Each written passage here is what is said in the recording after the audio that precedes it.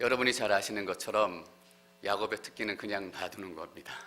그냥 놔둔다고 해서 다 해결될 수 있다면 얼마나 우리의 삶이 편하고 또 우리의 삶이 쉽겠습니까? 근데 터질 건 터지고 곪은 것은 터져야 또 그 자리에 새살이 돋는 것 같습니다. 오늘 나누게 될 야곱 가정의 이야기는 바로 그런 이야기입니다. 12절 말씀 저희가 읽고 말씀 나누겠습니다. 12절 시작. 아버지의 양들을 치고 있었습니다. 요셉의 형들은 양치기입니다. 그래서 아버지의 양들을 치기 위해 세겜까지 갔습니다. 세겜은 야곱이 집이 있는 헤브론에서 50마일 정도 되는 거리라고 합니다. 걸어서 가면 한 3, 4일 정도, 양을 돌보고 치고 간다면 가는 데만 한 일주일이 좋게 걸렸을 그런 거리입니다. 가는 데 일주일, 오는 데 일주일, 거기서 풀 먹이고 최소한 한 달 이상은 밖에서 한 대짬 자고 대충 때우고 추위에 떨기도 하고 더위에 떨기도 하고 그렇게 형들은 양치러 나가 있습니다. 근데 요셉은 아버지와 함께 집에 머물고 있습니다. 13절 말씀 저희가 함께 읽습니다. 13절 시작. 이스라엘이 요셉에게 말했습니다. 내 형들이 세겜 근처에서 양떼를 먹이고 있지 않느냐? 내가 너를 형들에게 보내야겠다. 요셉이 대답했습니다. 알겠습니다. 야곱이 요셉에게 말했습니다 라고 기록하지 않고 이스라엘이 요셉에게 말했습니다 라고 기록하고 있습니다. 제가 37장 말씀을 묵상하면서 첫 번째 깨닫게 되는 것이 바로 이것입니다. 하나님께서 이스라엘이라는 야곱의 이름을 몇 번이나 부르고 기록하고 계신다라는 것입니다. 야곱에게 우리가 이렇게 질문한다면 야곱 선생님, 당신의 인생 가운데 가장 어둡고 슬펐고 아픈 시간이 언제였습니까? 라고 얘기한다면 바로 오늘입니다 라고 얘기할지도 모르겠습니다. 인생의 가장 낮은 자리, 어두운 자리, 사망의 음침한 골짜기에 있을 때 여러분 오늘 야곱의 스토리를 한번 묵상해 보십시오. 이스라엘이라는 이름은 하나님께서 야곱을 통해서 그 자손들을 통해서 하나님의 나라, 하나님의 원대한 꿈을 이 땅 가운데 펼쳐나갈 그 이스라엘이라는 나라를 세우겠다라는 하나님의 꿈을 보여주는 이름입니다. 근데 야곱의 가정을 보면 그런 일들이 일어날 가능성이 단 1%도 보이지 않습니다. 형제끼리 싸우고 죽이고 지지고 볶고 막장 드라마입니다. 이 막장 드라마를 읽다 보면 이런 생각이 들지도 모르겠어요. 그냥 여기서 성경을 덮고 싶다. 이게 하나님의 사람 이야기인가? 이게 하나님 나라의 스토리인가? 그런데 이스라엘 하나님께서 부르신 이유는 37장에서 야곱의 스토리, 야곱 가정의 스토리, 하나님의 스토리가 멈추지 않는다라는 거예요. 야곱이란 이름은 야곱의 현재를 바라보게 하고 야곱의 과거를 바라보게 하는 이름이지만 이스라엘이라는 이름은 하나님께서 야곱에게 주신 미래, 하나님의 꿈이 이루어질 그 시간을 바라보게 하는 이름이에요. 그래서 이스라엘이라고 불렀을 때 하나님께서는 야곱을 통해서 그 가정을 통해서 이루실 꿈들을 보고 계신 거예요. 여러분, 우리의 인생도 37장처럼 너무 아프고 고통스러운 시간 가운데 있을 때가 있어요. 지질이 궁상, 지지고 볶고 나도 내 자신이 이렇게 싫은데 나도 내 자신이 이렇게 창피한데 무슨 이스라엘 꿈이 하나님 나라의 꿈이 내 인생 가운데 이루어지겠나? 우리 가정 가운데 무슨 하나님의 선한 일이 나타나겠나? 그 자리에서 하나님께서 여러분들의 새로운 이름을 부르시는 거예요. 이스라엘. 우리의 인생은 사망의 음침한 골짜기에서 끝나지 않는다라는 거예요. 우리의 인생의 끝은 창세기 37장이 아니라는 거예요. 38장이 있고 40장이 있고 50장이 있고 출애굽기, 민수기, 신명기, 마태복음, 요한계시록까지 우리 인생 가운데 하나님의 꿈이 계속해서 이루어져 간다라는 거예요. 그래서 우리에게 이렇게 말씀하시는 거예요. 여기서 너희 인생의 꿈을 덮지 마라. 여기서 하나님의 꿈을 덮지 마라라는 거예요. 하나님의 꿈은 계속된다라는 거예요. 그래서 여러분 37장에서 이스라엘 몇 번이나 기록하고 있는 음성을 들으면서 우리는 격려와 위로를 받게 되는 것입니다. 여기서 우리의 인생 끝나지 않는다라는 거예요. 절대 사망의 골짜기가 우리 인생의 종착역이 아니라는 거예요. 여러분, 우리는 요한계시록까지 갈 거예요. 거기 하나님의 꿈이 있기 때문이에요. 거기 회복된 흰 옷 입은 백성들이 예수 그리스도와 하나님의 영광을 찬양하는 곳이기 때문이에요. 우리는 거기까지 가는 거예요. 그래서 이 가장 어두운 장에 단 한 번이라도 이스라엘이라고 불렀다면 창피한 그 자리에서 하나님께서는 굳이 반복해서 이스라엘이라고 부르고 계신 거예요. 여러분, 우리가 이스라엘이라는 이름이 필요할 때는 우리가 성공하고 높은 자리에 있고 하나님, 내가 이만큼 이루었습니다 라고 자랑하는 그 자리에뿐만이 아니에요. 가장 어두운 자리에서, 아무것도 할 수 없는 자리에서 그 이름을 들을 때마다 내가 있을 자리는 여기가 아니다, 하나님의 말씀을 붙들고 내가 일어서야 한다 라는 꿈을 다시 꾸게 되는 거예요. 여러분, 이스라엘이라고 부르시는 하나님의 음성이 들리세요? 그 자리에서 일어나셔야 돼요. 사망의 음침한 골짜기는 우리가 영원히 머물 곳이 아니에요. 야곱이 이스라엘이 요셉에게 심부름을 시켜요. 형들이 잘 있는지 보고 와라, 양들이 잘 있는지 보고 와라. 요셉이 하는 일이 이거예요. 잘 있는지 보고 와서 아버지에게 알려주는 거예요. 요셉의 입장에서는 알려주는 거지만 형들의 입장에서는 뭐예요? 일러 바치는 거죠. 같은 일이지만 어느 편의 선이나 따라서 이렇게 일이 다른 거예요. 그래서 요셉은 아버지의 심부름을 가지고 세겜으로 떠나요. 그런데 이렇게 이별을 한 이후에 장장 22년 동안 생이별을 하게 되는 겁니다. 14절, 15절 말씀 저희가 함께 읽습니다. 14절 시작. 이스라엘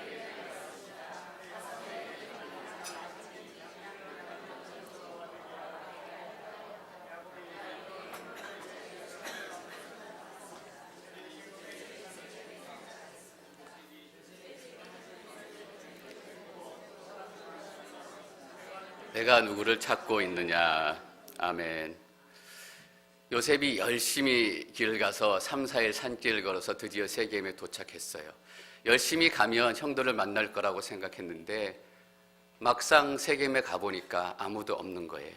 여기서 형들을 만나고 아버지가 시킨 일들이 진행돼야 되는데 아무것도 없는 거예요. 그러니까 오늘 성경에서는 이렇게 기록 15절에서 요셉이 들판에서 이리저리 헤매는 것을 보고, 요셉이 들판에서 헤매고 있어요. 그때 어떤 사람이 다가와서 내가 누구를 찾고 있느냐라고 얘기해줘요. 근데 여러분, 원문은 어떻게 시작하냐 하면 어떤 한 사람이 요셉을 발견했습니다라고 기록하고 있어요. 어떤 의미예요? 그 사람이 요셉을 기다리고 있었던 거예요. 그 사람이 요셉을 찾고 있었던 거예요. 그냥 우연히 지나가다 스쳐서 만나서 얘기해 주는 것이 아니라 그 사람이 요셉을 발견한 거예요. 먼저 기다리고 있었고 찾고 있었던 거예요. 누가 기다리고 있었고 누가 찾고 있었어요? 하나님이 기다리고 하나님 찾고 있었던 거예요. 그 뒤에 이 사건의 배후에는 하나님이 계신 거예요. 여러분, 우연히 만나고 스쳐가면서 만난 것 같지만 하나님 안에서 약속된 만남이고 운명과 같은 만남이에요. 그래서 오늘 설교 제목이 운명 같은 만남이에요. 사실 운명 같다라는 말은 성경적인 말은 아니에요. 성경적인 말로 바꾸면 하나님의 섭리였다라는 거예요. 여러분, 이 두 사람이 만난 것은 우연히 만난 것이 아니라 하나님 섭리 가운데 일어난 걸 믿으십니까?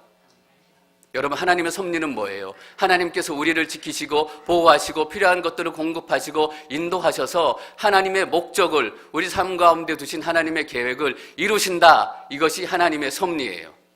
여러분들이 하나님의 섭리 가운데 계신 것 믿으세요? 여러분, 우리가 열심히 살아요. 내가 열심히 살면 뭐가 이루어지고 뭐가 나타나겠지. 열심히 일하고 밤잠 안 자면서 열심히 일했는데 이미 나서, 근데 어느 순간까지 와보니까, 세겜까지 와보니까 아무것도 없는 거예요. 직장도 잃고 비즈니스도 안 되고 자식들은 떠나가고 세겜 땅에 이르니까 이리저리 방황하고 있는 우리의 인생을 만나게 되는 거예요. 도저히 어디로 갈지를 몰라요.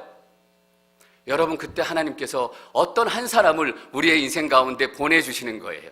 이게 하나님의 섭리예요. 어떤 사람을 우리 인생 가운데 보내주셔서 때로는 함께 예배하기도 하고 함께 기도하기도 하고 함께 하나님을 찬양하기도 해요. 그래서 우리가 하나님을 더 깊이 만남으로 이리저리 헤매고 있었던 우리의 인생이 갈 길을 찾고 방향을 찾게 되는 거예요. 어떨 때는 어떤 한 사람이에요. 어떨 때는 한 구절의 말씀이에요. 어떨 때는 한 소절의 찬송이에요. 여러분, 그것들이 우리 마음 가운데 우연히 들어왔다라고 생각하지 마세요. 하나님의 섭리예요. 우리가 하나님의 섭리 안에 있으면 방황하고 길을 잃은 것 같은 우리의 인생 가운데서도 하나님께서 우리 가운데 말씀해 주시는 거예요. 도단으로 가라. 저는 여러분들이 이 하나님의 섭리를 더 많이 누리시기를 축원합니다. 17절 말씀 저희가 함께 읽습니다. 17절 시작. 말했습니다. 그들은 여기를 떠났다. 내가 들으니 그들이 도단으로 가자고 하더구나. 요셉이 자기 형들을 쫓아가 도단에서 형들을 찾았습니다. 헤브론 집에서 세벤까지는 50마일, 세겜에서 도단까지는 14마일 정도 된다고 해요. 세겜에서 하루길 정도 걸어서 더 간 거예요. 근데 여러분, 도단은 중요한 곳이에요. 25절 말씀에 이렇게 기록하고 있는데 제가 한번 읽어보겠습니다. 그들이 앉아서 음식을 먹고 있을 때 눈을 들어 바라보니 이스마엘 상인들이 길르앗에서 내려오고 있었습니다. 여러분, 길르앗이 어디냐 하면 라반 삼촌이 야곱을 쫓아왔잖아요. 쫓아온 그 산이 길르앗이에요.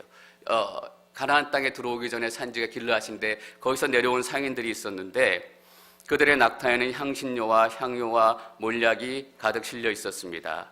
이스마엘 상인들은 그것을 싣고 어디로 가요? 이집트로 가고 있었습니다. 우리는 요셉의 스토리를 알고 있기 때문에 이 상인들이 이집트를 가고 있었다라는 것이 얼마나 중요한지 너무 잘 알아요. 여러분, 도단이 그런 곳이에요. 길르앗에서 내려와가지고 도단을 거쳐서 해안길을 따라가지고 이집트까지 가는 길이 나 있는 길이에요. 형들이 세겜에 있었으면, 요셉이 형들을 쫓아서 도단까지 갔지 못했으면 요셉은 공경에 빠졌겠지만 이집트로 가는 상인들은 만날 수 없었다라는 의미예요. 보디발의 집에 가야 하는데 도단은 그런 곳이에요. 형들이 우연하게 그냥 풀을 뜯다가 보니 도단까지 가게 됐을까요? 풀을 따라 갔을 거예요. 요셉이 우연하게 어떤 사람 만나서 도단으로 가게 됐어요. 그 사람 만나서 얘기 듣고 간 거예요. 여러분, 이게 하나님의 섭리예요. 우연한 자리, 우연한 만남, 우연히 도단에 간 것 같지만 하나님의 섭리 가운데서 도단에 머물게 되는 거예요. 여러분, 요셉은 누구예요? 야곱의 꿈이고 야곱의 미래고 야곱의 욕심이에요. 요셉이 야곱에서 더 멀어지고 50마일 멀어지고 세겜에서 더 14마일 멀어지고 아버지의 욕심으로부터 더 멀어지니까 어떤 일이 나타나요? 하나님의 꿈에 더 가까워지는 거예요. 하나님의 계획에 더 가까워지는 거예요. 여러분, 우리 욕심에서 멀어지면 멀어질수록 하나님의 꿈에서 더 가까워지는 거예요. 요셉의 입장에서는 어때요? 나를 지켜주던 아버지, 나의 인생을 책임져 줄 야곱 아버지에게서 점점 더 멀어지는 거예요. 아버지, 나의 보호하시는 것에서 더 멀어지니까 더 불안해지고 더 근심이 생겨요. 무슨 일이 일어날 것만 같아요. 여러분, 나를 지켜주는 것에서 더 멀어지면 어떤 일이 일어나요? 하나님 꿈에 더 가까워지는 거예요. 하나님의 섭리가 내 삶 가운데 본격적으로 일어나게 되는 거예요. 18절 말씀 저희가 함께 읽습니다. 18절 시작. 보고 자기들에게 가까이 다가오기 전에 그를 죽이려고 음모를 꾸몄습니다. 요셉이 도단에 도착해서 이렇게 가고 있는데 형들이 멀리서 요셉이 오는 걸 봐요. 근데 딱 보니까 무슨 옷을 입고 나타나요? 귀한 옷을 입고 오는 거예요. 형들은 한 달 넘게 노숙하면서 추위에 떨고 더위에 찌들면서 간신히 밥 먹고 한 데서 잠자는데 요셉이 귀한 옷을 입고 정장을 딱 빼입고 그 산지에 나타나는 거예요. 여러분, 교회에서 막 열심히 청소하고 설거지하고 무릎에 흙이 묻고 막 물이 묻고 막 온 옷이 다 젖었는데 어떤 한 자매님이 하이힐에 원피스 입고 명품 가방 들고 딱 나타난 거예요. 머리에는 선글라스를 딱 얹고. 빈정이 확 상하죠. 형들이 빈정이 확 상한 거예요. 자기들은 이렇게 고생하는데 쫙 빼입고 요셉이 나타났어요. 얼마나 기분 나쁘고 화가 났겠어요. 형들이 화가 나서 음모를 꾸미기 시작한 거예요. 근데 당장 그 순간에 화가 났기 때문에 음모가 시작된 게 아니라 이미 그들의 삶 가운데 오래전에 음모가 시작된 거예요. 혹시 이렇게 생각하시는 분이 계실지 모르겠어요. 하나님의 섭리가 뭐냐? 그 사람이 나타나서 도단으로 가라라고 얘기하지 않았으면 도단에도 안 가고 팔려가지도 않고 형들도 죄지지 않고 여러분, 그것으로 요셉의 인생, 이 가족의 사건들이 마무리됐을까요? 제가 서두에 말씀드렸잖아요. 터질 일은 결국 터지는 거예요. 그 사건은 넘어가겠지만 더 아픈 사건으로, 더 고통스러운 사건으로, 더 죄를 뒤집어 쓴 모습으로 그 인생 가운데 나타나는 거예요. 그래서 음모를 꾸미기 시작하는데 꾸미면서 시작하는 말이 이거예요. 형들이 요셉이 멀리서 오는 것을 보고 자기들에게 가까이 다가오기 전에 그를 죽이려고 음모를 꾸몄습니다. 19절 말씀 저희가 함께 읽습니다. 19절 시작. 그들이 서로 의논했습니다. 저기 꿈쟁이가 온다. 저기 꿈꾸는 자가 온다. 이전 번역에는 이렇게 기록이 되어 있습니다. 저기 꿈쟁이가 온자라는 말을 제일 먼저 한 거예요. 그 중에서 가장 기분 나쁘고 가장 미운 게 뭐예요? 요셉이 하나님의 꿈을 꾸고 있다라는 거예요. 하나님의 선택을 받았다라는 거예요. 다른 것도 다 기분 나쁘고 다 죽일 이유이지만 가장 직접적인 살인 동기가 된 건 바로 이거예요. 요셉이 하나님의 꿈을 꾸기 시작했다라는 거예요. 여러분, 하나님의 꿈은 뭐예요? 요셉을 자리에 세우는 거예요. 다른 사람들을 다스리게 하는 거예요. 그게 하나님의 꿈의 종착역이에요. 아니에요. 그 자리에서 하나님의 백성들을 구원하는 거예요. 그래서 이 형들의 음모 뒤에는 사단이 있는 거예요. 사단의 궁극적인 음모는 뭐예요? 하나님의 구원의 계획을 막고 무너뜨리고 막는 거예요. 우리가 하나님의 꿈을 꾸게 되는 순간, 우리 교회가 하나님의 꿈을 꾸기 시작하는 순간 우리는 음모에 빠지게 돼요. 여러분, 음모론 좋아하시는 분들 계시더라고요. 그런 음모론이 아니라 하나님의 꿈쟁이를 죽이려고 하는 음모가 시작이 된다라는 거예요. 사실 교회 역사 가운데 이 음모가 멈춘 적이 한 번도 없었던 거예요. 우리 하나님의 꿈쟁이 너무나 잘 아는 사람이 있어요. 사도 바울이에요. 다메섹에서 부활하신 예수 그리스도를 만나고 예수님의 꿈을 꾸기 시작해요. 여러분, 부활하신 예수님을 만나면 예수님의 꿈이 우리에게 전염이 돼요. 우리의 꿈을 꾸는 것이 아니라 그 순간부터는 우리가 예수님의 꿈을 꾸게 되는 거예요. 그래서 한 교회에서 우리가 함께 부활을 경험하고 함께 믿음 가운데 고백하면 우리가 한 꿈을 꾸기 시작하고 한 방향으로 나아가기 시작하는 거예요. 저는 여기 계신 여러분들이 다 예외 없이 다 부활하신 예수 그리스도를 만나기를 축원합니다. 그래서 앵커리지 온누리 교회가 각자 다른 꿈을 꾸고 나아가는 것이 아니라 한 가지 동일한 하나님의 꿈, 예수쟁이가 되는 거예요. 이 예수님의 꿈을 꾸기 시작한 사도 바울이 전도 여행을 떠났어요. 전도를 하고 복음을 전하고 하나님의 말씀을 전하고 병도 고치고 기적이 나타나기 시작해요. 근데 반대하는 사람들이 나타나요. 여러분, 복음이 선포되는 그 자리에는 반드시 반대하는 사람들이 나타나요. 음모가 시작이 돼요. 그 예수의 꿈을 죽이려는 일들이 시작이 돼요. 사람들이 몰려와서 바울을 죽이려고 돌을 던지기 시작해요. 사도행전 14장 19절 말씀 저희 함께 읽습니다. 19절 시작.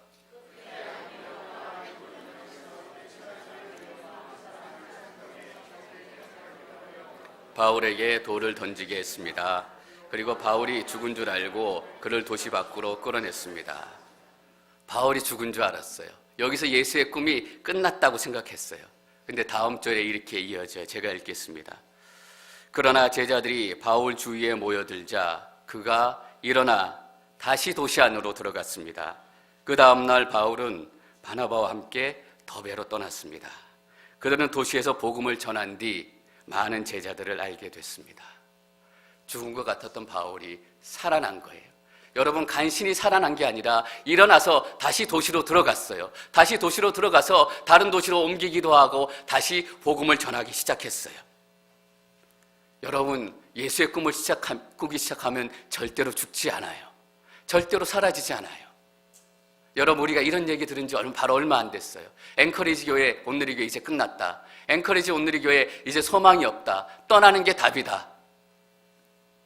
근데 여러분, 앵커리지 온누리 교회는 죽지 않았어요. 그리고 죽지 않을 거예요. 왜냐하면 이 가슴에 예수의 꿈을 꾸고 있는 여러분들이 여기 있기 때문이에요. 예수쟁이들이 이 앵커리지 교회 안에 있는 한 절대로 앵커리지 온누리 교회는 무너지지 않아요. 여러분, 중세시대의 교회를 한번 생각해 보세요. 면죄부를 사고 팔고 구원을 얻고 죄사함을 얻었어요. 돈으로 구원을 사고 돈으로 죄를 용서받는 거예요. 그런 교회에 무슨 꿈이 있겠어요? 호흡만 하고 끝숨만 쉬고 있지, 겉문만 남아있지, 교회의 능력도 빛도 소망도 다 사라졌어요. 이제 곧 교회는 무너지고 그냥 다 사라지는 거예요. 근데 교회는 죽지 않았어요. 그 가운데 종교개혁이 시작이 돼서 오직 말씀으로, 오직 믿음으로, 오직 은혜로 돌에 맞아서 죽은 것 같았던 복음을 꿈꾸던 사람들이 다시 일어나기 시작했어요. 그리고 다시 하나님의 교회를 세우기 시작한 거예요. 여러분 예수님의 꿈쟁이가 되시기를 축원합니다. 그게 우리의 진짜 꿈이에요. 그게 진짜 우리 앵커리지 온누리 교회의 소망이에요. 이 음모 가운데 루벤이 요셉을 살려보려고 막 노력해요. 손대지 말고 그냥 돌려보내려고 막 손대서 뭐 하겠냐, 살려보내자 이렇게 얘기해요. 왜 루벤이 그랬을까? 우리는 이유는 정확히 알 수 없어요. 근데 레아의 아들들 루벤, 레위, 시므온은 선두 경쟁에서 이미 탈락한 사람들이에요. 이미 아버지에 찍혔기 때문에 요셉이 죽어도 그들에게 더 돌아올 몫은 없는 거예요. 벌써 찍힌 만큼 찍혔어요. 근데 요셉에게 오히려 무슨 일이 생기면 큰형인 루벤은 돌아가서 아버지에게 책임을 추궁당할 거예요. 동생도 제대로 못 지키고 뭐 했나. 이런 이유 때문이었는지 모르겠지만 루벤을 지키려고 요셉을 노력하지만 지키지 못해요. 여러분, 때로는 우리가 음모 앞에서 너무나 약하고 너무나 연약할 때가 있어요.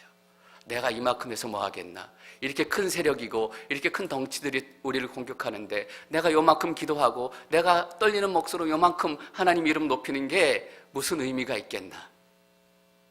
여러분, 그 자리에서는 아무 일도 안 일어나는 것 같아요. 그러나 37장, 38장을 가면서 보세요. 사람들의 음모가 어떻게 깨어지는지.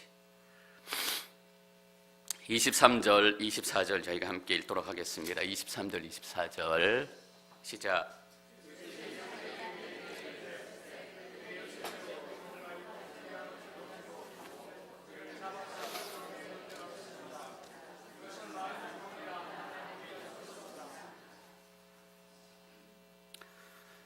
형들이 요셉을 만나자마자 바로 구덩이에 던지지 않고 바로 죽이지 않고 그 귀한 옷을 먼저 벗겨서 던져버려요.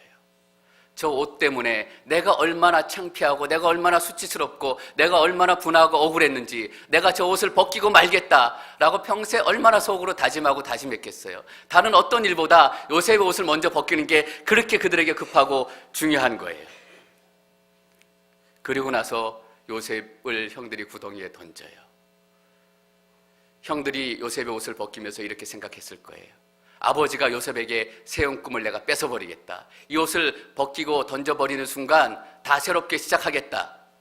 요셉을 구덩이에 던져서 죽이려고 던진 그 순간 또 이렇게 생각했을 거예요. 내가 요셉에게 준 하나님의 꿈을 뺏어오겠다.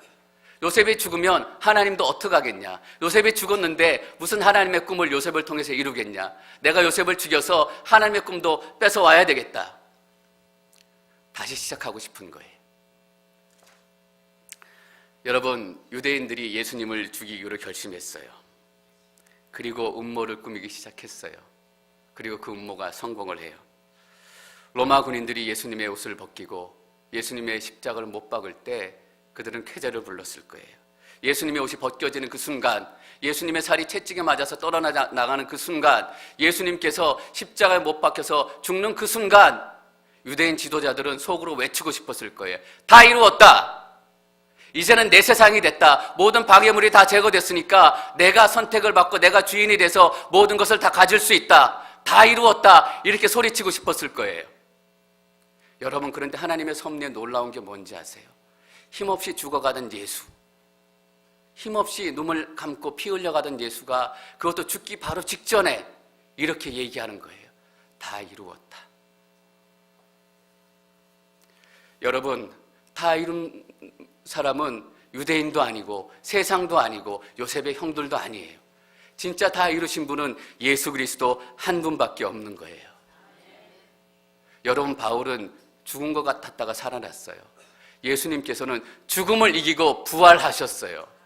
다시 살아나신 거예요.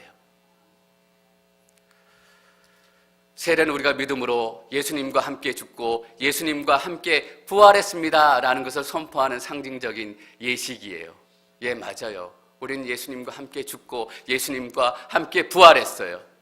그래서 우리는 어때요? 실패해도 실패하지 않아요. 죽어도 죽지 않아요. 왜냐하면 예수님과 함께 다시 살아났기 때문이에요.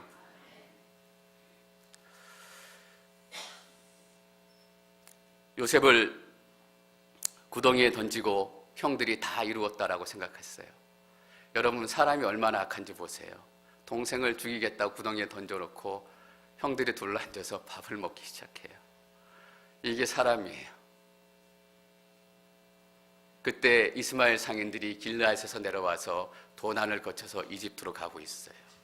그 상인들의 눈이 띄자 유다는 형제들에게 우리가 죽일 필요가 뭐 있냐, 우리 손에 피 묻힐 필요가 뭐 있냐, 그냥 팔아 넘기자라고 얘기하고 요셉을 그 상인들에게 팔아 넘겨요. 저희가 33절 말씀 함께 읽습니다. 33절.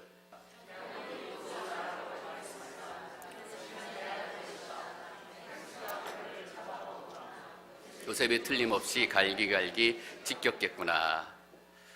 요셉의 옷이 벗겨지고 찢겨나가는 순간 야곱의 미래, 야곱의 꿈, 야곱의 인생도 갈기갈기 찢겨나가기 시작했어요. 요셉을 통해서 이루려고 싶었던 야곱의 꿈이 있어요. 그냥 장자를 해서 더 많이 상속을 해주고 더 많이 돈을 주고 이 정도가 아니에요. 여러분, 야곱을 더 사랑했던 리브가는 야곱이 그 집안의 장자가 되기를 원했어요. 그냥 장자권을 받아서 한 몫을 더 받고 이런 정도가 아니에요. 아브라함의 하나님, 이삭의 하나님이 에서의 하나님이 되는 것이 아니라 야곱이 하나님이 됐으면 더 좋겠다, 야곱이 하나님이 돼야 한다라는 꿈을 가지기 시작한 거예요. 야곱이 요셉을 더 사랑했어요. 어떤 의미예요? 아브라함의 하나님, 이삭의 하나님, 그리고 야곱의 하나님, 그 다음에 요셉의 하나님이 됐으면 좋겠다라는 꿈을 가진 거예요. 요셉의 옷이 갈기갈기 찢겨나가는 순간 요셉의 모든 꿈들은 다 찢겨나가기 시작했어요. 요셉은 야곱의 욕심이에요. 여러분, 우리가 욕심으로 세운 꿈은 결국 무너지고 결국 찢어져요. 우리 욕심으로 세운 꿈이 무너질 때 우리는 아파하고 슬퍼하고 괴로워해요. 그러나 우리 욕심으로 세워놓은 요셉의 꿈이 무너지지 않는 순간 그 안에는 하나님의 꿈이 시작이 될 수가 없어요. 그 옷이 찢겨나가는 순간 야곱의 꿈은 무너졌지만 그 순간에 하나님의 꿈이 다시 시작이 된 거예요. 야곱이 너무너무 슬펐어요. 통곡하면서 우는 장면이에요. 34절, 35절 말씀 저희가 함께 읽습니다. 34절과 35절 시작. 베옷을 입고 여러 날 동안 그 아들을 위해 슬피 울었습니다. 그의 아들, 딸들이 다 와서 그를 위로하려고 했지만 그는 위로받기를 거절하며 말했습니다. 아니다, 내가 슬피 내 아들을 음부로 내려갈 것이다. 그는 자기 아들을 위해 슬피 울었습니다. 야곱이 며칠 동안 쉬지 않고 계속 웁니다. 아버지가 너무 슬퍼하자 아들과 딸들이 요셉에게 와서 위로하려고 하는데 오늘 본문에는 이렇게 기록이 되어 있어요. 아들과 딸들이 위로하려고 하는데 야곱이 위로받기로 거절합니다. 야곱이 지금 그런 거예요. 위로받기를 거절했다라는 것은 위로받기 싫고 격려받기 싫고 회복되기 싫은 거예요. 내 아들 요셉이 죽었는데 내가 위로받고 내가 격려받고 내가 괜찮아지면 요셉에게 너무너무 미안한 거예요. 요셉에게 너무너무 죄 짓는 것 같은 거예요. 그래서 나는 회복되지 않아야 되고 나는 아파야 하고 나는 계속 슬픔 가운데 머물러 있어야 한다는 거예요. 여러분, 우리 사랑하는 자녀들이 죽을 병에 생사가 왔다 갔다 할 때 어떤 기분이 드는지 아세요? 배가 고파서 내 목구멍으로 밥이 넘어가는 것도 너무너무 싫은 거예요. 내 아들이, 내 딸이 죽음 가운데 생사가 왔다 갔다 하는데 너가 어떻게 밥을 먹을 수 있냐? 밤이 되면 졸리고 때가 되면 배고프고 네가 그래도 인간이냐? 너는 계속 슬퍼해야 되고 계속 위로받지 말아야 되고 계속 아픔 가운데 있어야 된다라는 거예요. 그것이 야곱의 마음인 거예요. 내가 위로받아서는 안 된다. 그것이 요셉을 위하는 길이다. 35절 말면에 이렇게 기록해요. 그는 자기 아들을 위해 슬퍼했다라는 거예요. 내가 이 고통 가운데 회복되지 않는 것이 아들을 위해서 요셉을 위하는 일이라고 생각해요. 여러분, 우리도 그런 마음 들 때 있어요. 아니에요, 여러분. 회복돼야 돼요. 왜냐하면 우리의 꿈이 끝나지 않았기 때문이에요. 우리의 꿈이 거기서 멈추지 않았기 때문에 사막의 음침한 골짜기에서 이스라엘, 이스라엘, 이스라엘이라고 부르시는 새로운 하나님의 꿈의 음성을 들어야 하는 거예요. 우리는 위로받아야 될 사람이고 격려받아야 될 사람이고 회복해야 돼야 될 사람이에요. 내가 너무나 슬프고 마음 아프기 때문에 위로를 거절해야 되겠다, 이런 마음을 가지신 분들은 그것은 사단이 주는 마음이에요. 어둠이 주는 마음이에요. 우리는 회복돼야 돼요. 우리는 일어서야 돼요. 왜냐하면 예수 그리스도가 부활하셨기 때문이에요. 왜냐하면 여러분들은 더 이상 야곱이 아니라 이스라엘이기 때문이에요. 근데 여러분, 이 야곱의 슬픔 가운데서 이렇게 37장이 끝나지 않아요. 37장에 한 구절이 더 있다는 게 저에게는 얼마나 소망이 되는지 모르겠어요. 36절 말씀 저희가 함께 읽습니다. 36절 시작. 미디안 사람들은 이집트에서 요셉을 바로의 신하인 경호대장 보디발에게 팔았습니다. 마치 어둠 속에서 빛나는 한 줄기 빛과 같은 거예요. 37장 1절부터 35절까지 계속 야곱 가정의 치부를 드러내고 야곱의 아픔을 드러내고 그 더러운 것들을 다 드러냈어요. 우리의 수치를 드러낼 수 있는 이유는 뭐예요? 하나님의 꿈이 끝나지 않았기 때문이에요. 그것이 우리의 끝이라면, 우리의 결론이라면 우리의 수치와 아픔을 계속 감추고 있어야 돼요. 그런데 이 한 구절이에요. 한편 미디안 사람들은 이집트에서 요셉을 바로의 신하인 경호대장 보디발에게 팔았습니다. 첫 번째 우리가 깨닫게 되는 건 뭐예요? 야곱의 이야기는 끝나지 않았다. 야곱 가정의 이야기가 여기서 끝나지 않았다. 요셉의 인생의 이야기가 여기서 끝나지 않았다. 뭔가 새롭게 시작이 될 것 같다. 그런 소망이 있는 거예요. 여러분, 절대 끝나지 않습니다. 여러분, 우리는 요셉의 스토리를 다 알고 있어요.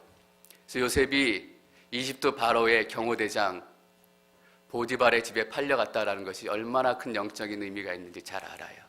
왜냐하면 요셉이 이 보디발의 집에서 바로에게 불려가 국무총리에 올라가기 때문이에요. 여러분, 어떤 생각이 드세요? 어떻게 하다 보니까 운이 좋아서 부잣집으로 팔려온 거예요? 어떻게 하다 보니까 흘러 가다가 이 사람 사겠습니다, 저 사람 사겠습니다 그러다가 돈 많이 주겠다라는 사람이 보디발에서 그 집에 간 거예요? 아니에요. 물론 하나님이 요셉을 보디발 집에 판 건 아니에요.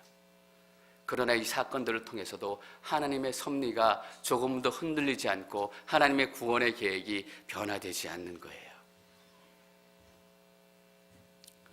어떤 분들 이렇게 얘기하실지는 모르겠어요. 목사님, 그냥 일어난 일인데 우연히 꿰맞추지 마세요. 여러분, 세겜에서 도단으로, 도단에서 이집트로, 이집트에서 경호대장 보디발 집으로. 여러분, 우연히 3번이면 뭔지 아세요? 우연히 3번이면 운명이래요. 우연히 3번이면 하나님의 섭리예요. 우연히 3번 이상이 돼야 우리 삶 가운데 하나님의 섭리가 있다, 이런 의미가 아니에요.